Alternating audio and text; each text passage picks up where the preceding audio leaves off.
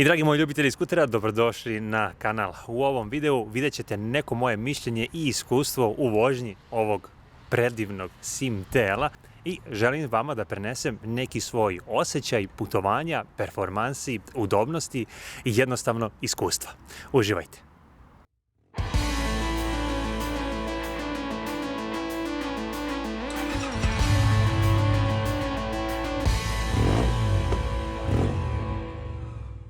Želim da napravim jednu manju turu, ajde da kažem od nekih 250 km i zanima mene prvenstveno, a sigurno i neki od vas, da li je ovo skuter koji može da vrlo lako postane jedna turistička mašina, koja mu je potrošnja na tim distancama, da li je udoban, koliko je udoban, kako se ponaša na otvorenom putu, na magistrali i tako dalje. Razlog također svemu ovome je što kada sam imao prvog gosta na kanalu, Igora iz Novog Sada i njegovog tela, ja sam se na taj prvi pogled i na prvi utisak jednostavno ne mogu da kažem zaljubio u ovaj model, nego jednostavno sam bio fasciniran, ne zato što je on sa 2 cilindra, nego ima tu neku meni potrebnu udobnost i taj neki položaj koji se meni jako dopada, za koji sam smatrao da vrlo lako može da bude i turistički, pored toga što je i sportski. Primetili ste da sam stavio i deflektor kako bi učinio ovu vožnju malo komotnijom i udobnijom za sebe. Mahom ovog videa proveo sam na autoputu, ali također jedan deo proveo sam i na magistrali, gdje sam se zaista oduševio njegovim ponašanjem.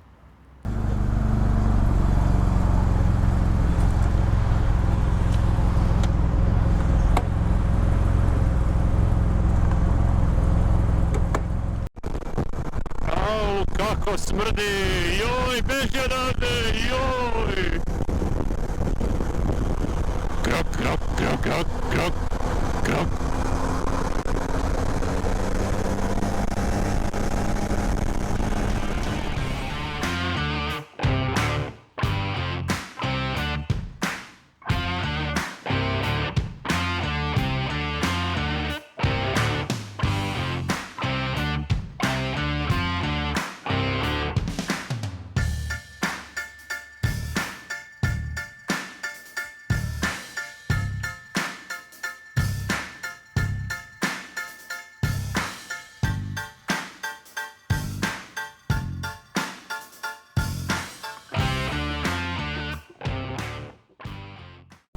Moram reći da se osjećam odlično što se tiče leđa, što se tiče celog mog tela, udobnosti i tako dalje.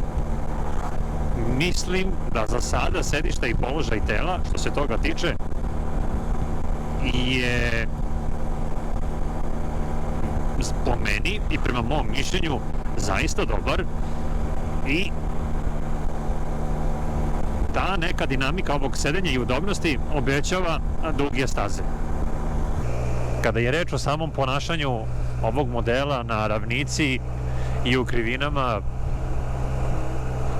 on je kao zaboden u asfaltu.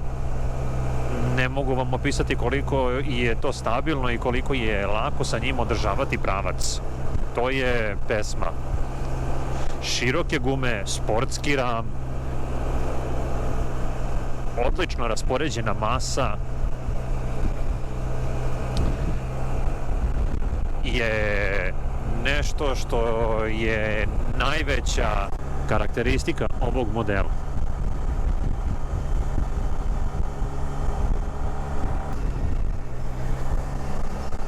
Opa, železnička stanica za brzi voz, lepo. Išao sam putnom brzinom, dakle negde na autoputu između 120 i 130 km na čas, kada bi potrošnja ovog tela bila između 4 i 5 litra. Što za 2 cilindra jeste neka normalna potrošnja, jer slažete se da kada imate ovoliko konjskih snaga ispod sebe, nećete baš ići 100 km na čas na autoputu kako biste iskalkulisali neko vaše vreme sledećeg stajanja. Evo, nakon skoro 160 km, ja sam na pretposlednjoj crti rezervoara, pre rezerve, i smatram da bih negde već na 200 km, odnosno 220, ne baš posle toga, trebao da stanem i da napunim rezervoar gorivom. Da li je to idealno kada krenete na neko dugo putovanje? Možda i nije baš. Tako da sigurno bi pre odlaska na neki duži put svakako trebalo isplanirati neko stajanje, neke pauze i tome slično. Što se tiče samih vibracije recimo na nekih 120-130 km na čas, blage vibracije postoje na ručicama. Gost mog kanala, Igor iz Novog Sada, je rekao da mu je malo ruka utrnula kada je dolazio iz Novog Sada za Beograd. E sad, ja imam ove, da kažem, malo deblje zimske rukavice i dobru količinu tih vibracija sigurno ove rukavice upijaju.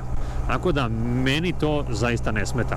Blage vibracije, pretpostavljam od ta 2 cilindra, se osjećaju i na nogostupima pri tim nekim velikim brzinama. Ajde da kažem velikim, odnosno optimalnim, legalnim putnim brzinama, dakle 130 km na čas.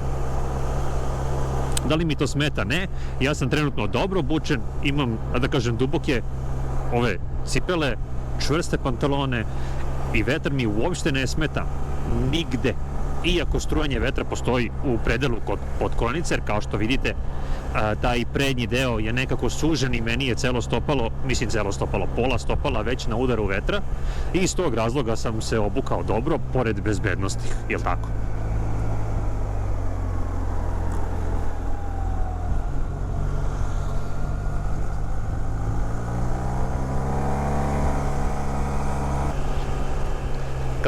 Kada sam već spomenuo aerodinamiku, što se tiče ovako gornjeg dela tela, pored toga što ovaj deflektor pravi i izuzetno dobar osjećaj vožnje i razbija taj vetar, retrovizori koji su ovde napred i koji nisu mali, sjajno utiču na razbijanje vetra kada se radi o vašim rukama. Apsolutno je normalno da pri, ajde da kažem, optimalnim putnim brzinama osjećate strujanje vetra u gornjem delu tela, dakle grudnom košu, ramenima i tako dalje. Vozimo motor, ne leteći autobus. Tako da što se toga tiče i aerodinamike, položaja tela, udobnosti, brzine, performanse, svega onoga što nudi ovaj TL je apsolutno fantastično i meni se to sviđa. Ova vožnja meni samo pali lampicu tamo negde u nekom ćoškiću mog mozga da bi neki moj sledeći skuter morao biti 2 cilindra. Jednostavno, taj osjećaj vožnje na 2 cilindra je mnogo drugačiji od onog sa jednim, ali opet sa druge strane sve je opet pitanje i neke potrebe u koju svrhu bi koristio ta 2 cilindra i tako dalje. Moram da kažem da što se tiče gradske vožnje, možda bih radije ostao na mom jednocilindrašu sa svojih dovoljnih 37 konja, ali ako bi se u budućnosti odlučio da malo duže vremena provodim na putu, da obiđem mesta kao što ću obići sada, da kombinujem autoput, magistralu i ovako neke interesantne, lepe putiće, dobro bih razmislio o 2 cilindra, odnosno o jednom modelu kao što je ovaj. Smatram da vožnja jednog ovakvog dvocilindraša zahteva određenu dozu zrelosti, ne samo starosnu dob i ne samo vašu vozačku zrelost, nego i specifičnu psihološku zrelost. Jer ovaj motor može vrlo brzo da vam podigne adrenalin i da u tom trenutku pustite gas na volju i Svakako je da se sada dovodi u pitanje poređenje TL-a sa T-Maxom, sa AK 550 i tako dalje. Obzirom na to da sam imao malu priliku da vozim ta dva motora, jednostavno taj osjećaj vožnje i osjećaj zadovoljstva je identičan. Jedno je sigurno, da će vam svaki od ta tri modela dati osjećaj zadovoljstva, iskustva i daće vam osmeh na lice. Ostalo sve zavisi od nekih vaših ličnih karakteristika, od nekih vaših potreba i jednostavno možda će marka prevagnuti oko toga koga ćete vi kupiti. Izdvojio bih aerodinamiku T-Maxa zbog mogućnosti podešavanja ovog vetrobrana koji ide bar za još jedno 5 cm više od ovog originalnog.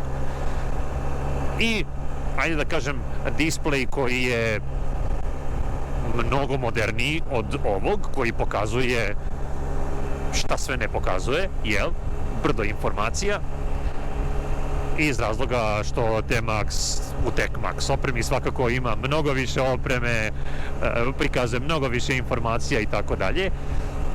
Hoću da kažem da je generalno osjećaj vožnje, doživljaj i zadovoljstvo meni lično isti.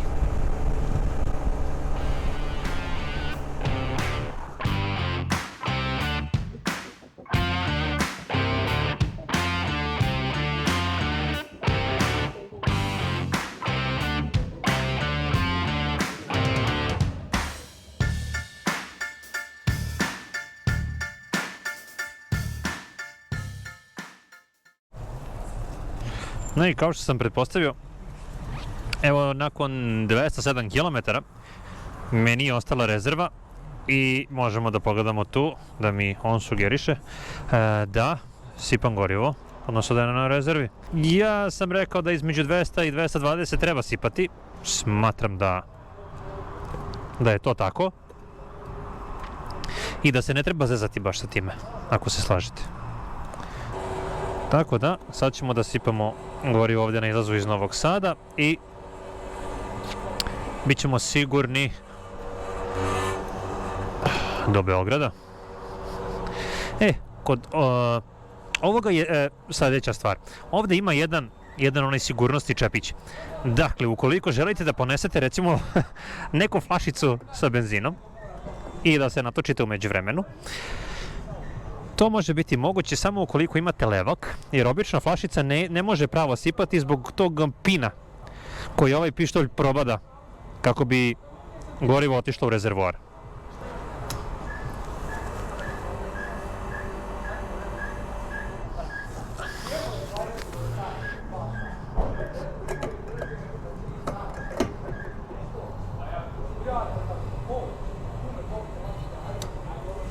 Dobro.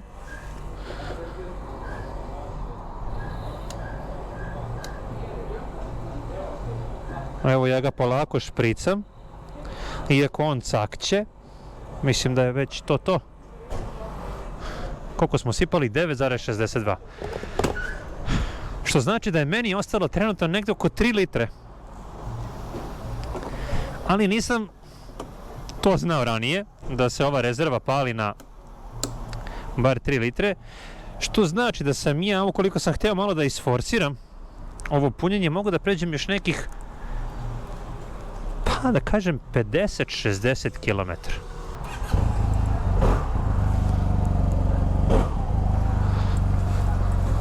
Nastavljamo dalje.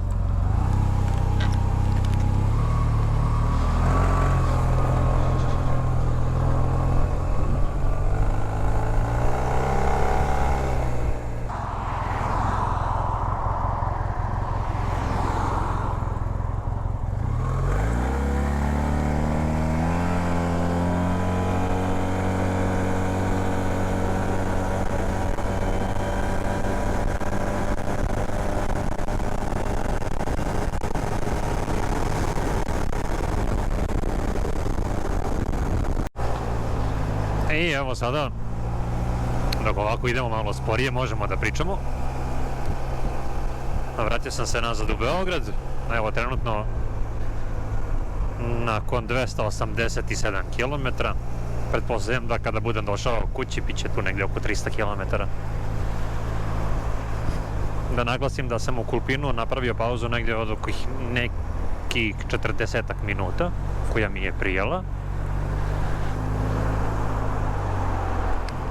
I evo, nakon tih ponovo, pa ajde da kažem, skoro pa 150 km, već osjećam polako da bi mi bila potrebna još jedna pauza. Ne mogu da kažem da je to zbog neudobnosti ovog motora. Moram da kažem da je ovo prvi put da vozim 2 cilindra na nekoj ovakvoj turi.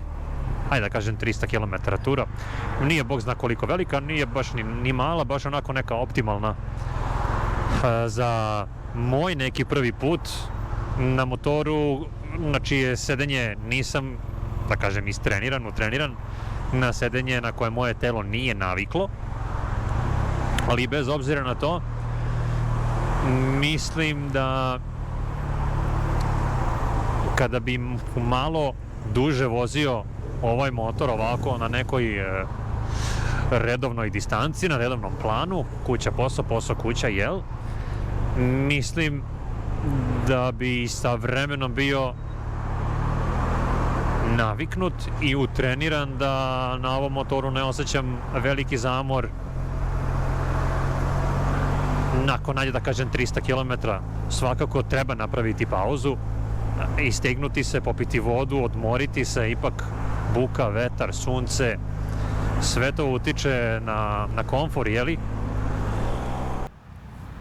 Meni je recimo žao što ovom prilikom nisam poneo neke čepove za uši, jer otprilike na tih 130 km na čas, onako, posle dužeg vremena osjetio sam taj zvuk, jednostavno, koji se nalazio i na mom grudnom košu i među mojim rebrima, i jednostavno moje telo nakon ove vožnje nekako je vibriralo. Trebalo mi je malo vremena da se odmorim, a smatram da je sve to zbog toga što nisam bio adekvatno pripremljen, odnosno što nisam bio naviknut na vožnju jednog ovakvog motora. To bi bilo sve od mene tokom ovog videa. Podelite vaše utiske u komentarima. Pridružite se Facebook grupi Samo skuteri, jer tu se nalazi fantastična ekipa koja razmenjuje redovno svoja iskustva. I recite mi šta vi mislite o sim telu i generalno o vožnji dvocilindraškog motora, odnosno skutera. Biće mi drago da čujem i neke vaše utiske. Eurosumar vas poziva na test vožnju jednog ovakvog modela kako biste malo više shvatili o čemu se zapravo radi kada vi upalite ovaj motor, kada date gas, jednostavno kada se upustite u neku vožnju.